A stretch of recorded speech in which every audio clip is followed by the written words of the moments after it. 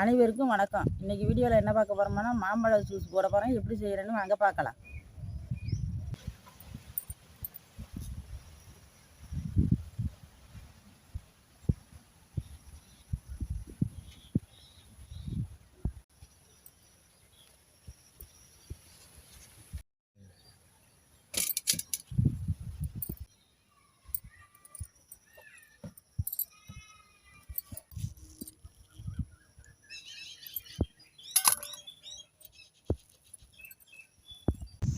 மாம்பழம் போட்டுக்கலாம், அது கூட ஏலக்காய் போட்டுக்கலாம், அது கூட சர்க்கரை போட்டுக்கலாம்,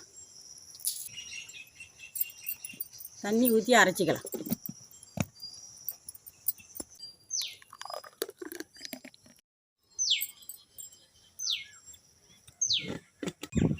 இது மாதிரி மாம்பழ ஜூஸ் நீங்களும் செஞ்சு சாப்பிட்டு பாருங்கள், சூப்பராக இருக்கும். இந்த வீடியோ பிடிச்சிருந்தனா லைக் பண்ணுங்கள், ஷேர் பண்ணுங்கள், சுதா சமையலுக்கு சப்ஸ்கிரைப் பண்ணுங்கள். நன்றி.